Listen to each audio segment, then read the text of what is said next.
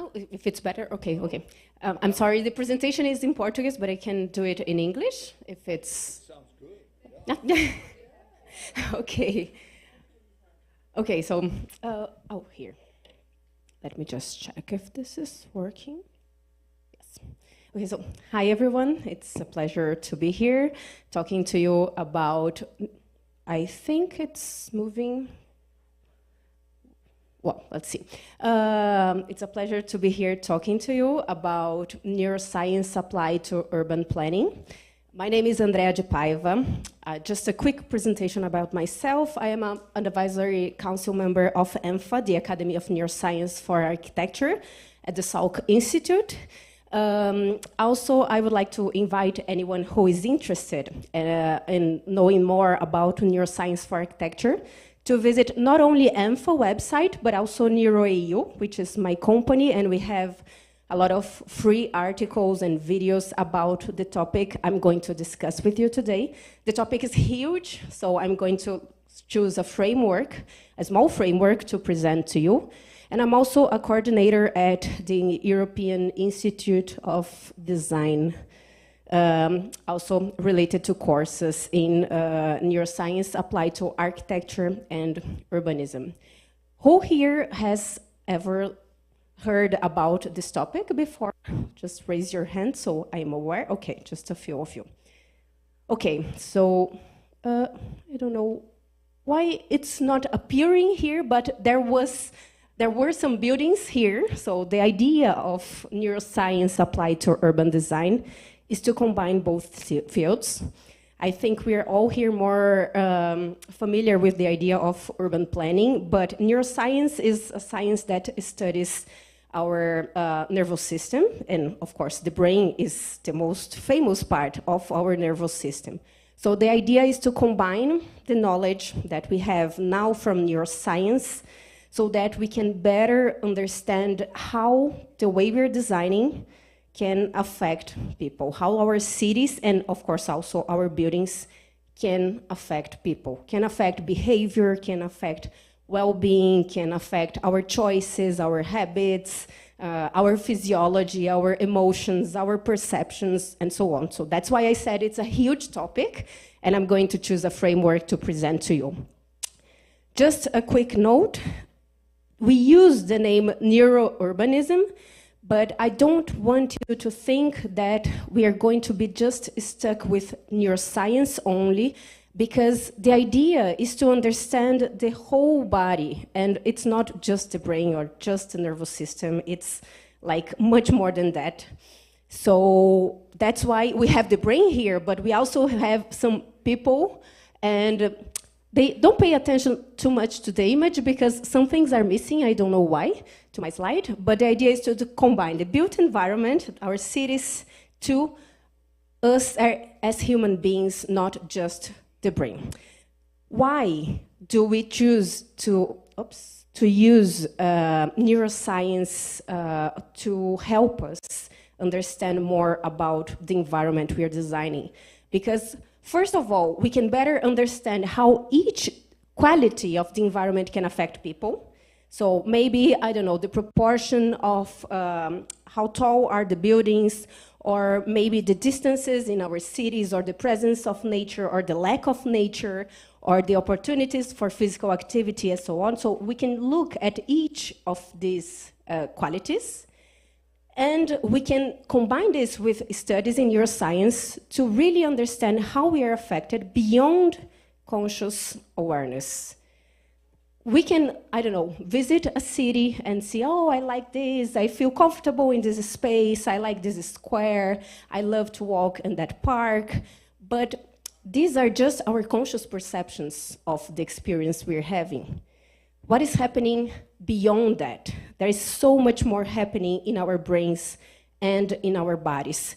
So just that you have an idea, in neuroscience, scientists say, I'm saying scientists because I'm an architect and urban planner, I'm not a scientist, but they say that we are able to perceive consciously less than 1% of everything that is being processed in our brain.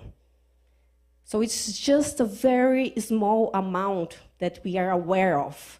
And if we combine technologies like EEG, fMRI, and so on, which are used in neuroscience studies, and if we understand better about the brain, we can increase the amount of knowledge we have. And with that, of course, we use this knowledge to design better spaces for different people. We are not all the same. We share many things, but not everything. So we can understand different publics, like people with different kinds of neurodiversity, aging people, there were young ones that are still developing, and so on. So that's the main purpose: understand and apply. And talking about that, and moving on to touch the topic of cities, if we think about the environment where we evolved, we can see that in the scale of evolution, so we're talking about thousands of years or even millions of years if we consider the whole species evolution, we evolved in an environment much more like this than like our cities today. This is kind of obvious, but still it's worth to point that only around 12,000 years ago we stopped being nomadic, and we started to cultivate land, and we stopped in the same place. Before that, not only we were more in touch with nature, but we were nomadics. We were not stopping. We would move around, and this is very important. And our cities are really recent. Like cities, they start to I don't know, they emerged around 6,000 years ago. And of course, the cities, as we know today, they are much more recent. So our brains and bodies, they didn't have the evolutionary time to adapt to what we have today. This is one of the discussions we have in this field of neurourbanism. And taking this approach, what I want you to think about with me is that maybe we have needs in relation to the physical environment that our cities need to help us supply. And if we can better understand these needs, we can offer strategies and qualities to supply this for people. The same way we have needs with what we eat, like we need protein, we need vitamins, maybe we also need things from the environment. And if we don't supply people, just like with our diet, if I stop eating proteins, I will have problems on the long term. Maybe not immediately. I can spend the day-to-day without protein and I'll be fine. But in a month, in a year, in 10 years, what will happen to me? Something will happen. Many things will change. And with the environment, I think it's something similar that sometimes we don't consider. So that's one thing that I want to share with you today. We can name many necessities we have as human beings in relation to the environment. But here, I will focus at least in one, but I will try, if I have time, to talk about just 3 of them, the 3 on the top. So I will start with opportunities for physical activity. Then we will, if we have time, move on to nature and access to natural light and darkness. Talking about physical activity, this image is from a subway station, Vila Madalena, here in São Paulo. And I think it says a lot without words. Like everyone taking the escalators, no one taking the staircase. This is how we live today. We are very, very sedentary. We can see this news from BBC saying that inactivity is killing as many as smoking. We talk a lot about smoking. We don't talk that much about physical inactivity. The World Health Organization also brings a lot of data about the effects of physical inactivity, so the negative effects in our bodies, and also the positive effects if we are more active. And I don't know if it's possible for you to see here in red, but 55% of adults and around 75% of adolescents, they don't fulfill the guidelines from, related to physical activity from the World Health Organization.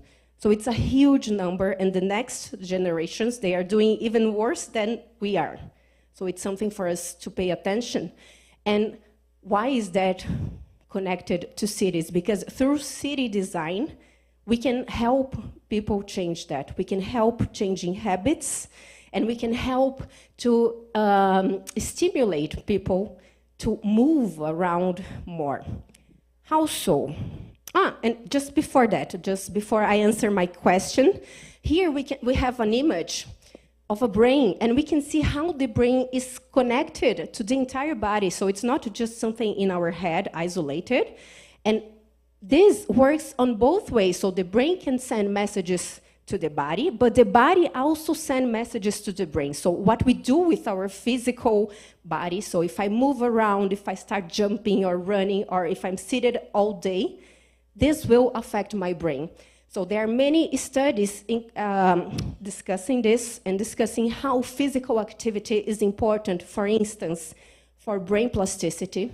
So for our brains to transform, to learn, to have a better memory, physical activity is important. This is important during development, but this is important throughout our entire lives, including the fact that nowadays there are also studies pointing that physical activity has a kind of protective effect for the brain.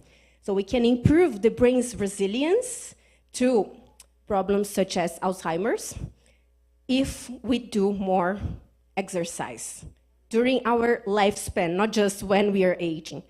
So through a city that encourages people to walk more, we are helping them to keep their cognition working better for longer. We cannot avoid Alzheimer's, but we can help people to keep their cognition for longer. So it's really something, considering that our population is aging, this is something that is happening in many, many countries, not just here or not just in countries in Europe. This is something that we need to discuss more and to incorporate design solutions in city design to help people move more. So let's move on to how can we do that? No? Yes. Okay. So here there are a few strategies. I think now the light is getting a little bit better, maybe for you to see, but I'm talking about them, so I will help you understand. First of all, stairs and ramps. I've just been part of a study in Singapore in a building in which we changed the design of a staircase, an existing staircase, and we measure how many people would use the staircase with each design intervention, comparing to the staircase without any of our design interventions. And we saw that with all the design interventions, that there was an increase in the use of this staircase. And of course, there were interventions that were more effective than others. These two images, they are not from this study I was part of. The first one is very famous. You can find videos on YouTube. It's in Stockholm, I think, if I'm not mistaken. And they changed the staircase to a piano staircase. So it's interesting to see. And if you step in each of the steps, you will listen to different notes. And this increased the use of the staircase in 66%. So it's a huge increase. The second one, it's a more kind of maybe, it's more simple, it's simpler, the intervention, not so expensive as a piano staircase. It's just with colors. It's by Coral Tintas, the study. And they had an increase of 63% in the use of the staircase. So we can see that with sometimes like some tiny design interventions, they are both on subway stations, we can help people to be a little bit more active. This is not the only strategy of active design in cities that will help people to move more, to be more active. So we can think about, of course, green areas. They are much more interesting and beautiful. So green areas are really important. Not just that, but the distances will make a difference. So if the supermarket is too distant from my home, I'll take the bus or my car. I won't go walking. But if it's not so distant, maybe I can go walking and move more. So thinking about these human scales is very important to help people to walk or cycle a little bit more. Thinking about the appearance and the experience of walking around is something also important. So if you have a nice path to walk around with shadows and places to stop, like parklets where you can rest a little bit, recover, and then keep walking, this will also encourage people. Of course, safety. We're talking so much about safety here, and this is a very important topic, because if I think I'm not safe, maybe because I might be robbed in the street, or maybe because there are too many cars and no space for me as a pedestrian, I would choose another way to move around that is not walking or cycling. So safety is really important, and we have so many shared roads nowadays being designed to be safer for pedestrians, and with this encourage them to use the public spaces. And of course, wayfinding is another topic. So if you make spaces easier to be explored, and so people can understand where to go, where they are, and so on.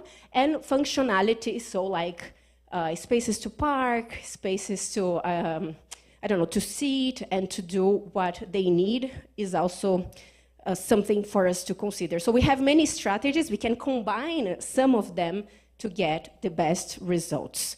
So these are some ideas related to helping people to move more, to be more active through city design. Moving on to, let me just check the time. 5 minutes, okay. Moving on to the second topic, which is nature. Through nature, we also can have so many positive effects for our health and well-being. So, for instance, there are studies pointing that just by looking to a natural image, we have more focus, stress is reduced, and stress is a great enemy of our health, brain health, and like physical health in general. Our blood pressure decreases just by looking to an image of nature, and it helps to restore our cognition. So there are studies in different typologies of buildings, and there are studies in cities too.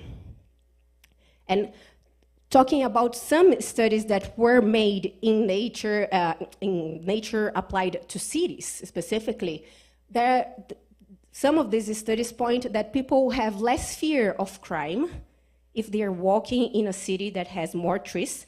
I'm not talking that crime will change. I'm saying that people will perceive the environment in a different way. So maybe they will be less, they will have a little bit less fear, and this will encourage them to use more our public spaces, to walk around, and so on. There is also a decrease in the incidence of vandalism, or I don't know how to say this, like that graffiti that is not beautiful that people do on the streets. There is the kind that looks nice, and the one that they are just doing like a kind of vandalism. So there is a decrease in places with more nature, higher levels of satisfaction and happiness of people living in neighborhoods with more nature, and even an increase in sustainable behavior. So sustainability is so important for our cities, and here we can connect well-being, sustainability, and nature in city design. So it's something else for us to consider. And just so you have an idea, like there are many, many studies. If you have any questions later, of course, I'll be here, and also you have my email to be in touch with me.